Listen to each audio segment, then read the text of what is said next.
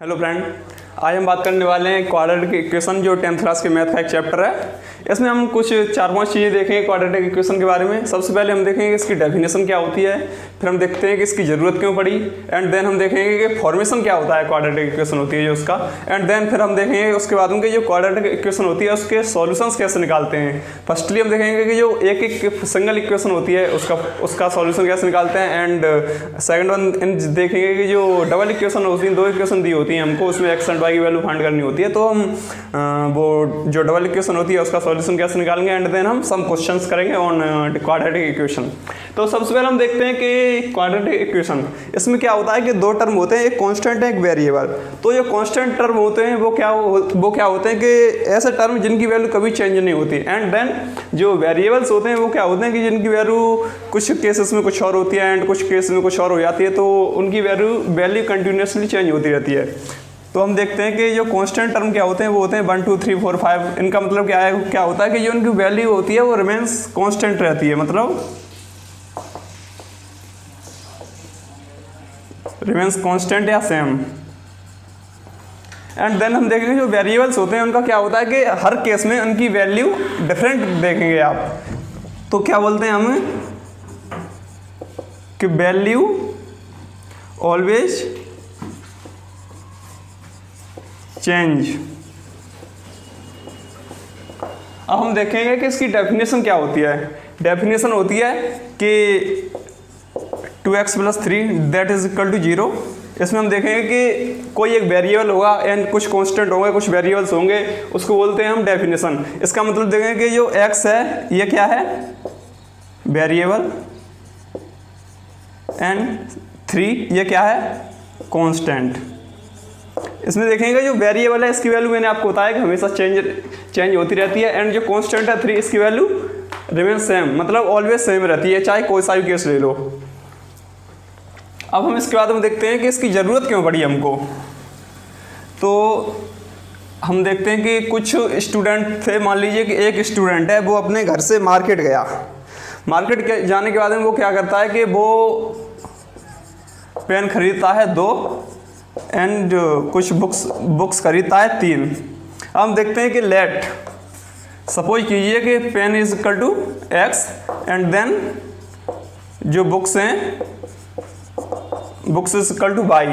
हम पेन को x let कर रहे हैं एंड बुक्स को y लेट कर रहे हैं। तो हम देखते हैं कि इनकी क्वाड्रेटिक इक्वेशन फॉर्मेशन करनी है, तो इनकी क्वाड्रेटिक इक्वेशन क्या बनेगी।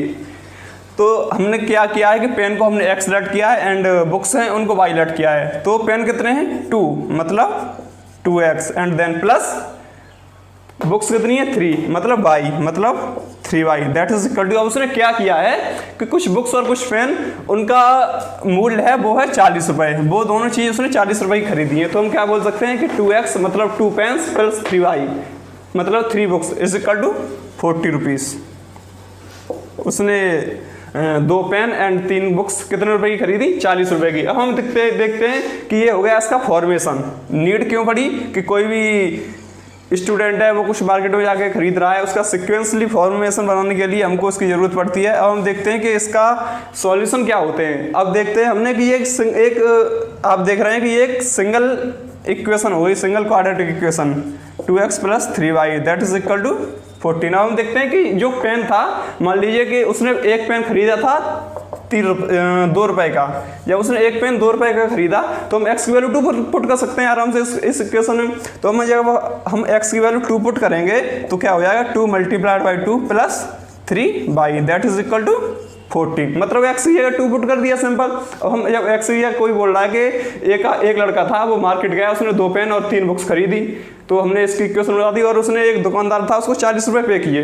देन हम क्या बोल सकते हैं, अब कोई इंसान बोल रहा है कि बुक उसने पेन का तो कॉस्ट बता दिया कि मैंने जो एक पेन था वो 2 रुपये में खरीदा। अब बोल रहा है कि हमको बताओ कि हमने जो बुक्स थी वो कितने रुपए में खरीदी थी एक। तो हम उसी की वैल्यू निकाल रहे हैं, बुक्स की वैल्यू, मतलब बाई की वैल्यू बुक्स की वैल्यू निकाल रहे हैं। हमने उसने 3 बुक्स खरीदी थी, 2 पेन और 3 बुक्स का प्राइस है 40 रुपये। अब हम देखते हैं कि जो पेन है वो एक पेन खरीदा उसने 2 रुपये में। देन हम क्या बोल सकते हैं कि 2 × 2 + 3y that is equal to 14। Then क्या बोल सकते हैं 4 + 3y इज इक्वल टू 40, मतलब 3y is equal to 14 - 4। 3y is equal to कितना हो गया 36, then y is equal to 12, मतलब 36/3 दैट इज इक्वल टू 12। अब हम उससे बोल सकते हैं कि सिंपली देख भाई, तू मार्केट गया था तो तूने 2 पेन और 3 बुक्स खरीदी थी, उसमें तू बता रहा है कि जब बुक्स का प्राइस 2 रुपये है, देन हम कैलकुलेट करके बोल सकते हैं कि जो तुमने बुक्स खरीदी थी वो बाई की वैल्यू कितनी आई 2, तो जो तुमने x बुक खरीदी थी मतलब एक बुक की कीमत कितनी आई 12 रुपये। अब सिंपली अगर हमको अपने सॉल्यूशन का चेकअप करना है तो कैसे करेंगे कि एक बुक है उसकी वैल्यू कितनी आई है 12 रुपये, 12 मल्टीप्लाइड बाई कितनी बुक्स खरीदी थी 3 बुक्स थी, 3 प्लस कितने पेन थे 2 पेन, और पर पेन की वैल्यू कितनी है 2, तो 2 मल्टीप्लाइड बाई 2। अब उसने टोटल कितने रुपए पे किए थे 40 रुपये। अगर ये हमारी वैल्यू 40 रुपये के इक्वल आ रही है तो हम क्या बोल सकते हैं कि जो हमने बाई की वैल्यू निकाली है वो हमारी फुलफिल कर रही है, मतलब बाई की वैल्यू हमारी सही है। तो बोल सकते हैं कि 12 का मल्टीप्लाइड या 3 में करेंगे तो 36 plus 4 that is equal to कितना आएगा 40। अब हम बोल सकते हैं कि जो हमारा जब ये 40 इज इक्वल टू इसके इक्वल आ रहा है तो हम बोल सकते हैं कि जो हमने बुक्स की वैल्यू निकाली है 12 वो हमारी ठीक है। अब हम देखते हैं कि डबल इक्वेशन होती है उसका सॉल्यूशन कैसे निकालते हैं।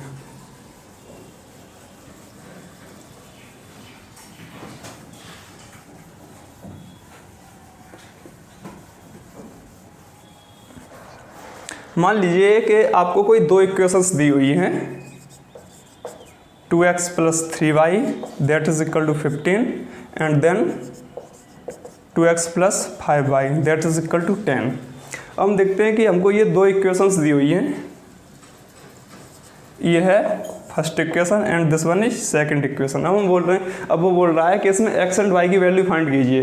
तो x एंड y की वैल्यू फाइंड कैसे करेंगे, हम इसमें देखते हैं कि सबसे पहले हम टर्म देखते हैं जो वेरिएबल्स दिए होते हैं कि अगर x मतलब ये x वेरिएबल हो गया दिस वन एंड ये y वेरिएबल हो गया, और हमको 2 इक्वेशंस दिए तो जो सेम वेरिएबल्स होते हैं उनके नीचे हम एक दूसरे के वेरिएबल्स को रख देते हैं। तो इसमें हमने रख लिया है पहले से ही 2x + 3y is equal to 15 and 2x + 5y is equal to 10 दिया है। तो हम देखते हैं कि जो वेरिएबल्स के कांस्टेंट होते हैं जैसे ये वाले 2 2 3 3 3 5, देन हम जो कांस्टेंट वेरिएबल्स के जो कांस्टेंट होते हैं उनको हम इक्वल करते हैं। तो इसमें तो ऑलरेडी इक्वल दिए हुए हैं, देन हम इनको सब्ट्रैक्ट कर देते हैं। फर्स्ट इक्वेशन में से सेकंड इक्वेशन में जब सब्ट्रैक्ट करेंगे तो क्या होता है, हमको एक बेसिक चीज़ याद रखनी है कि जो इनका साइन होता है वो साइन चेंज हो जाता है। जैसे ये प्लस का है तो ये माइनस का हो जाएगा, ये प्लस का है तो ये माइनस का हो जाएगा, 10 प्लस का है तो ये भी माइनस का हो जाएगा। जब ये माइनस का हो जाएगा तो 2x में से 2x ये कैंसिल आउट हो जाएगा, ये है 5y एंड ये है 3y। तो हम कितना करेंगे कि 3y - 5y that is equal to कितना हो जाएगा 15 - 10, ये हो गया। अब हम करेंगे -2y इज इक्वल टू 5 आ जाएगा and y is equal to 5/2 आ जाएगा, सिंपल है। अब हम इस 5y की वैल्यू 5/2 को अगर हम y की जगह पुट कर देते हैं तो हम x की वैल्यू निकालने में आराम से कामयाब हो जाएगी। जब हम करते हैं तो 2x + 3y that is equal to 15 दिया हुआ है हमको, हमने y की वैल्यू निकाल ली 5/2 माइनस की वैल्यू y की वैल्यू -5/2। देन हम क्या करेंगे कि इसको y की जगह पुट कर दीजिए 2x + 3y माइनस y की वैल्यू -5/2 तो -5/2 दैट इज इक्वल टू कितनी है 15। ठीक, यहाँ तक समझ में आ रहा है, कोई दिक्कत? अब हम क्या करेंगे कि 2x - 15/2 that is equal to 15, then 2x is equal to 15, ये माइनस का है, जब हम इक्वल साइन से उधर ले जाएंगे तो ये प्लस का हो जाएगा प्लस 15/2। यहाँ पर ले लेंगे, एलसीएम लेना तो आप जानते ही होंगे, इसका एलसीएम कितना आ जाएगा 2, देन 1 2 या 2 एंड 13 दूनी 15 दूनी 30 plus 15 that is equal to 45/2। अब कितनी ये 2x की वैल्यू आ गई 45/2, देन 2x इक्वल टू 45/2 तो x इज इक्वल टू कितना आ जाएगा 45/2 एंड इसका भी डिवाइड करेंगे देन डिवाइड बाई 2। तो हम क्या बोल देंगे कि जब ये डिवाइड बाई 2 करेंगे, पॉज करियो, अब हम देखते हैं कि x इज इक्वल टू निकालेंगे तो इधर 2 है, 2 का उधर डिवाइड करेंगे तो डिवाइड बाई 2 मतलब 1। ठीक है, अब हम क्या करेंगे 15/2 एंड ये अपोजिट उठाया हो जाएगा 1/2 मतलब 45/4। ये आ गई अपनी x की वैल्यू। हम इस केस में देख रहे हैं कि हमने पहले y की वैल्यू निकाली, y की वैल्यू कितनी आई -5/2 एंड देन हमने x की वैल्यू निकाली, x की वैल्यू कितनी आई 45/4। अब हम एक दूसरा केस लेंगे जिसमें क्या था, इसमें आप देख रहे होंगे कि इसमें क्या था कि जो वेरिएबल्स थे वो हमने ऑलरेडी सेम लिए थे। अब हम क्या है कि वेरिएबल्स डिफरेंट लेंगे। वेरिएबल्स डिफरेंट लेने के बाद में आपको बताएंगे कि अगर कोई इक्वेशंस हैं उनके वेरिएबल्स मतलब दैट मीन्स जो वेरिएबल्स हैं उनके कोफिशिएंट हैं। इसमें क्या था 2x दोनों कोफिशिएंट सेम थे। अब हम देखते हैं कि जो कोफिशिएंट्स थे वो एक डिफरेंट होंगे। अब हम लेते हैं इस पर 3x + 4y that is equal to 15 लेते हैं। ये लेते हैं फर्स्ट इक्वेशन एंड ये लेते हैं सेकंड इक्वेशन। पहले क्या था कि जो x कोफिशिएंट इन दोनों के कोफिशिएंट थे वो इक्वल थे 2। अब हमने दोनों के कोफिशिएंट डिफरेंट लिए हैं। मैंने आपको पहले बताया था कि ये जो इक्वेशंस का हम सॉल्यूशन निकालते हैं इसमें क्या होता है कि जो या x वेरिएबल्स ले लीजिए आप या फिर y वेरिएबल ले लीजिए, इन दोनों के कोफिशिएंट हमको पहले इक्वल करने होते हैं, उसके बाद में हम इसका सॉल्यूशन फाइंड कर सकते हैं। तो हम देखेंगे कि इनके वेरिएबल्स इक्वल कैसे कर सकते हैं। हम x के या y के किसी के भी इक्वल कर लें तो हम x से इक्वल करते हैं। इस केस में अगर हम x के वेरिएबल इसके इक्वल करेंगे तो इसमें आप देख रहे हैं कि इसमें अगर 3 का मल्टीप्लाई कर दें तो ये 3 × 2 दैट इज इक्वल टू 6 हो जाएगा। एंड इसमें अगर हम 2 का मल्टीप्लाई कर दें तो 2 × 3 दैट इज इक्वल टू 6 हो जाएगा। तो इस केस में हम इस वाला जो ये वाला टर्म होगा इसके हम कोफिशिएंट वेरिएबल्स होगा ये x इसके हम कोफिशिएंट को इक्वल कर सकेंगे। तो हम 3 का मल्टीप्लाई करते हैं इक्वेशन फर्स्ट में। तो इक्वेशन फर्स्ट में जब हम 3 का मल्टीप्लाई करेंगे तो क्या होगा कि 6x + 9y that is equal to 13। क्योंकि हम जब मल्टीप्लाई करते हैं तो हम पूरी इक्वेशन में करते हैं ना कि एक कोफिशिएंट में, ठीक है। तो हम पूरी इक्वेशन में मल्टीप्लाई करेंगे और जो सेकंड इक्वेशन है उसमें हम 2 का मल्टीप्लाई करेंगे। जब हम 2 का मल्टीप्लाई करेंगे तो क्या होगा 6x + 8y that is equal to 13। Okay, यहाँ तो कोई प्रॉब्लम। हम आके देखते हैं ये हो गई अपनी third equation and this one is fourth equation. अब हम देख रहे हैं कि इस केस में इन दोनों के ये वाला जो वेरिएबल है टर्म इन दोनों के कोफिशिएंट इक्वल हो गए। अब हम देखते हैं कि इसमें क्या किया था हमने कि जो नीचे वाला इक्वेशन होती है उसके जो साइन होते हैं वो चेंज करते हैं। तो ये प्लस का था 6x माइनस का कर लिया, 8y प्लस का था ये माइनस का कर लिया, 30 प्लस का था ये भी माइनस का कर लिया। अब इस केस में हम देख रहे हैं कि ये दोनों कैंसिल आउट हो गए। अब हम x की वैल्यू y की वैल्यू कितनी निकालेंगे, मान लीजिए 9y - 8y that is equal to कितना आ जाएगा 30 - 30 दैट इज इक्वल टू 0 आ जाएगा। मतलब y इज इक्वल टू 0। अब y इज इक्वल टू 0 आएगा तो फिर सिंपल ही है ही, जब y इज इक्वल टू 0 आएगा तो हम y की वैल्यू पुट कर देंगे इसमें। मतलब 2x + 3y that is equal to 10। तो 2x + 3 × 0 that is equal to 10। तो 2x इज इक्वल टू 10 आ जाएगा and x is equal to 10/2 that is equal to x equal to 5 आ जाएगा। इसमें हम देख रहे हैं कि अगर डिफरेंट वेरिएबल्स होते हैं उनके कोफिशिएंट डिफरेंट होते हैं तो सबसे पहले हम उन कोफिशिएंट को इक्वल करते हैं, मल्टीप्लाई करके जैसे भी करना हो उनको हम इक्वल करते हैं। इक्वल करने के बाद हम देखते हैं कि वो दो एक दूसरे से कैंसिल आउट हो जाते हैं। कैंसिल आउट हो जाते हैं तो हमको जो दूसरा वेरिएबल मिलता है सबसे पहले उसकी वैल्यू निकलती है। उसकी वैल्यू निकालने के बाद में हम जो वैल्यू निकाल लेते हैं उसको हम इक्वेशन में पुट कर देते हैं। इक्वेशन में पुट करने के बाद में आप देखते हैं कि जब इस वेरिएबल की हमको वैल्यू मालूम पड़ गई तो ऑब्वियसली बात है कि जब हम इस जगह पुट करेंगे तो सारी जगह कॉन्स्टेंट आ जाएंगे। जब कॉन्स्टेंट आ जाएंगे तो हमारा जो रहा बचा सेकंड वेरिएबल है उसकी वैल्यू हम फाइंड कर लेंगे। उसकी वैल्यू फाइंड करने के बाद हम देखते हैं कि एक क्वेश्चन करते हैं। Just a minute.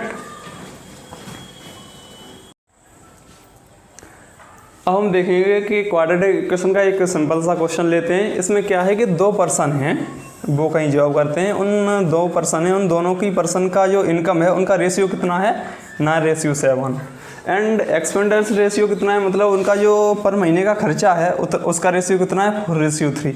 मतलब जिस पर्सन की इनकम 9 है उसका खर्चा 4 है एंड जिस पर्सन की इनकम 7 है उसका खर्चा कितना है 3। मतलब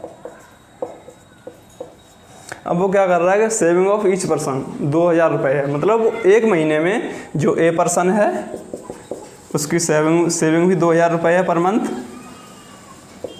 एंड जो बी पर्सन है उसकी सेविंग भी 2000 रुपये है per month.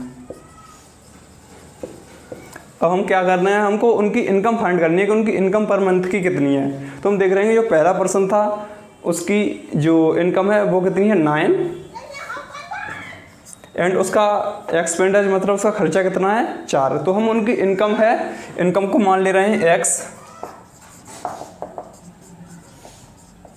Late income is equal to x and expenditure कितना मान ले रहे हैं that is equal to y। तो हम क्या बोल रहे हैं कि 9x प्लस y कितना है 4, मतलब 9x माइनस 4y, क्योंकि हमको उसका सेविंग दिया हुआ है कि इतने रुपए उसकी इनकम है, इतने रुपए खर्च कर देता है। मतलब कोई पर्सन है वो उसकी इनकम 100 रुपये है पर दिन की, और वो अगर 80 रुपये खर्च कर दे रहा है, इसका मतलब क्या है वो 20 रुपये बचा रहा है। तो हमको वही बचाए हुए रुपये दिए हैं यहाँ पर कि किसी पर्सन की इनकम है वो 9:7 है, तो हमको उसकी 9x मान रहे हैं, एंड जो एक्सपेंडिचर है वो 4:3 है, तो हम फर्स्ट पर्सन की मान रहे हैं तो 9 और 4 मानेंगे। और उसका जो बचाया हुआ रुपये है एक महीने में वो 2000 रुपये है। तो हम बोल रहे हैं हम कि 9x मतलब उसकी टोटल इनकम माइनस उसने कितना खर्चा किया ये 4y, that is equal to कितना हो जाता है 2000 रुपये।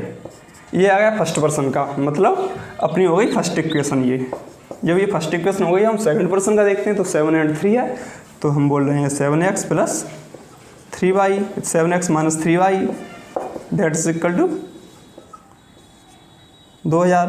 हम देख रहे हैं कि हमने पहले बोला था कि इसमें क्या होता है, हमको कोई भी वेरिएबल ले लीजिए आप, चाहे x या फिर y, इन दोनों के हमको कोफिशिएंट सेम करने होते हैं।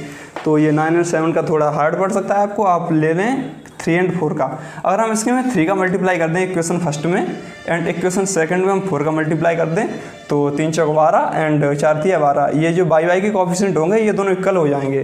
तो इस प्रकार से हम कैंसिल आउट कर सकेंगे एंड x की वैल्यू फाइंड कर सकेंगे। जब x की वैल्यू मिल जाएगी तो हम x की वैल्यू पुट करके y की वैल्यू निकाल देंगे।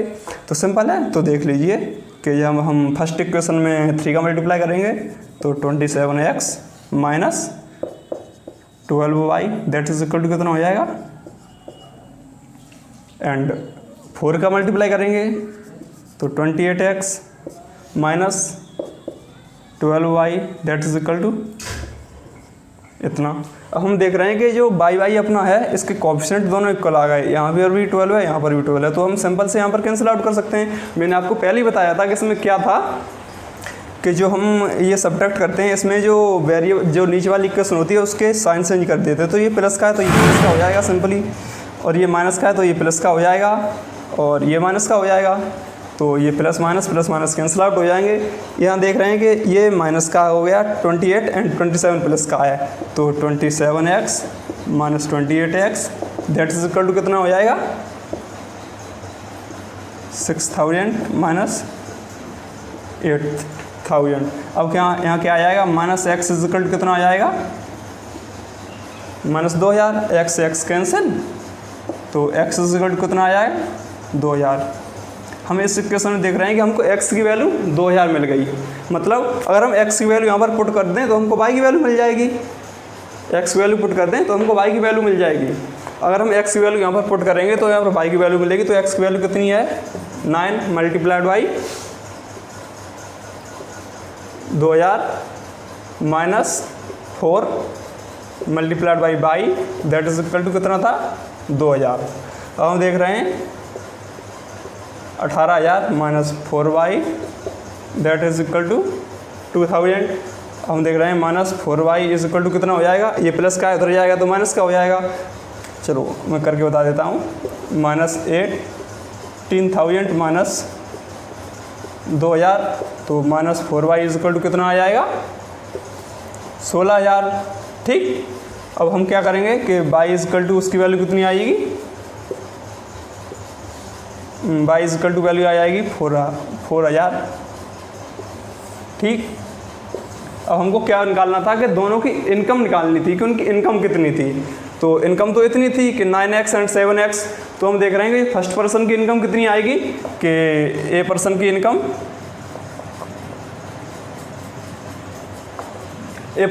कितनी आएगी 9x, तो 9 multiplied by 2000 that is equal to 18,000। अब हम बी पर्सन की इनकम निकालेंगे, दैट इज इक्वल टू कितनी आएगी 2000 multiplied by 7 that is equal to 14,000 रुपये। ठीक, यहाँ तक आपको समझ में आया। अब इसका आगे का पोर्शन हम अगली क्लास में देखेंगे। यहाँ तक कोई प्रॉब्लम हो तो आप कमेंट बॉक्स कीजिए, हम उसका सॉल्यूशन देने की कोशिश करेंगे। Thank you.